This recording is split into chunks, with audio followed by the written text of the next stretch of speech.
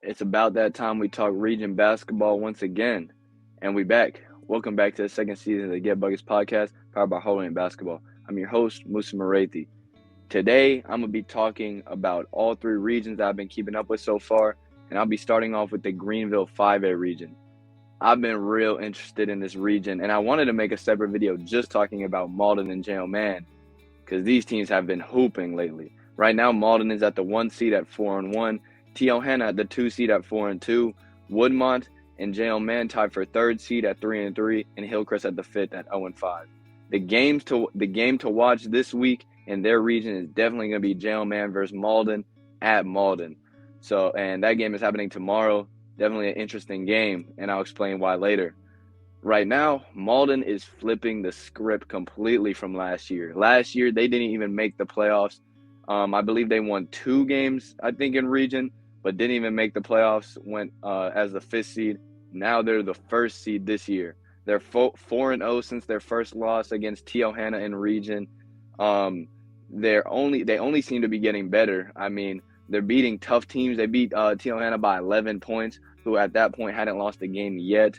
Alpha Rez has been playing well. Other guys like obviously Braden Hirschberger, their other role players have been playing really well.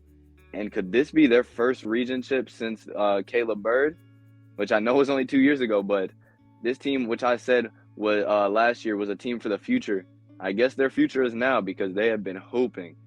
Moving forward, JL Mann turning the season around completely. Started off 0-3 in region at the beginning and are now 3-0 since then. So right now they're 3-3 and they're tied for the 3rd seed, but they have been playing well. I mean, they beat a tough Woodmont team on Friday last week. They beat Hillcrest last Tuesday when they needed to get their first win.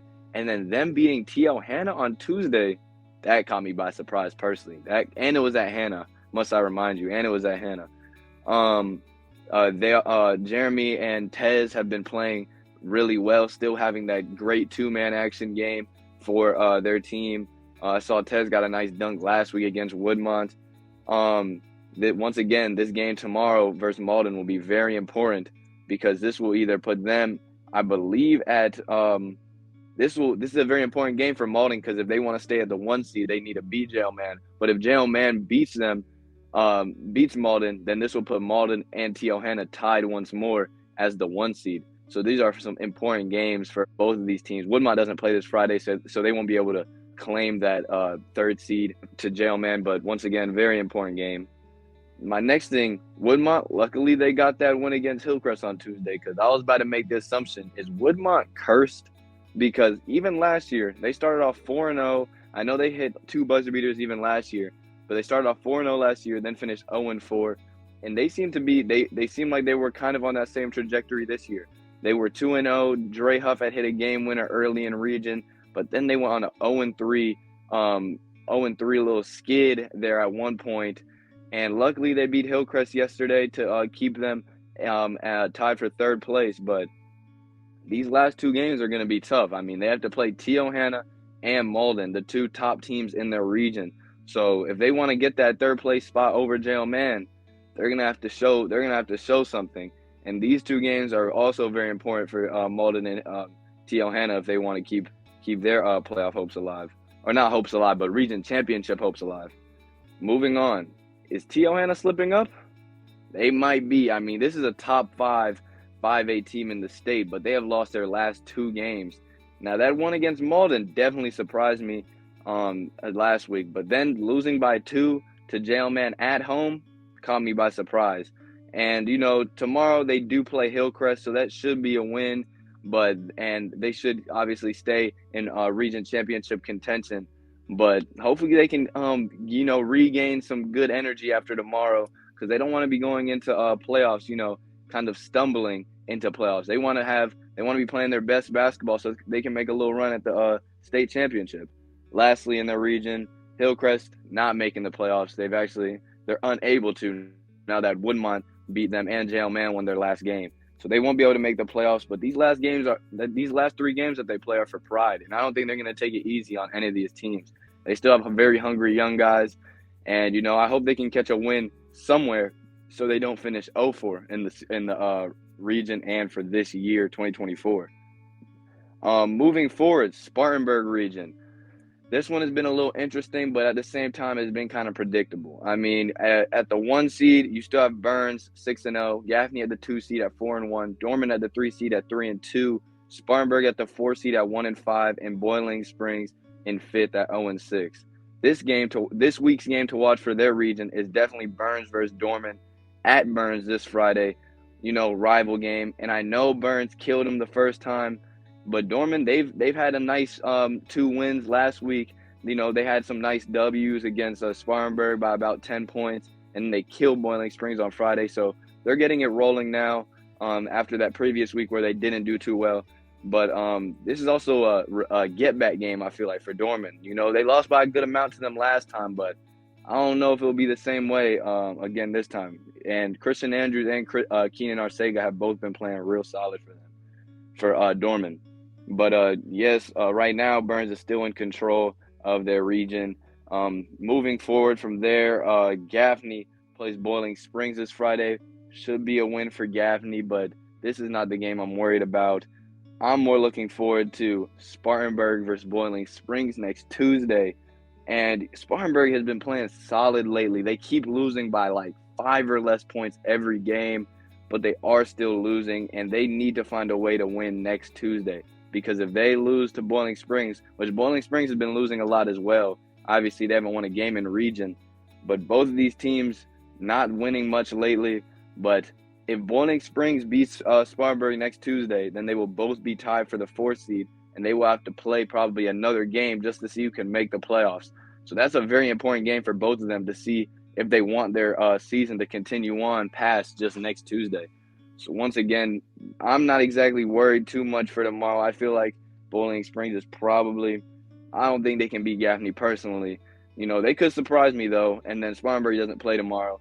But that Tuesday game for them is going to be real interesting. Oh, by the way, Braylon Thomas has been playing real solid for Spartanburg lately, playing with a lot of energy. I keep seeing him get dunked, so playing real solid. And I didn't realize Landon Sprouse is the only senior at Boiling Springs, so – kind of makes sense why they might be struggling a little bit. They got no real vets outside of him. They obviously got good young guys, but man, I didn't realize he was the only senior there. Moving to the Greenville 4A region, another region that I'm very interested in. Right now, Greer and Riverside are tied for the 1st seed at 5-1. Eastside is at the 3rd seed at 3-2. Lawrence at the 4th seed at 1-5, and Wade Hampton at the 5th seed at 0-5. And the scenario for this one is also very interesting. Just listen real quick. If Eastside can beat Greer this Friday, then Greer can beat Riverside next Tuesday. There will be a 3-way tie for the first place teams. I believe all these teams will be tied at 6-2 at this point if this specific scenario happens. So that only leaves one thing. The game to watch is tomorrow, Greer versus Eastside at Eastside. Greer did beat them by 4 last time, but Eastside has been rolling, so this will be interesting to see. I'm very excited to see how this one plays out. And like I said, Greer would still have to beat Riverside next Tuesday in order to get the 3-way tie. But if this happens, man, that region championship will be on the line, man, for all these teams. But then moving forward, another game to watch that a lot of people are probably looking over is the Lawrence versus Wade Hampton game tomorrow at Wade.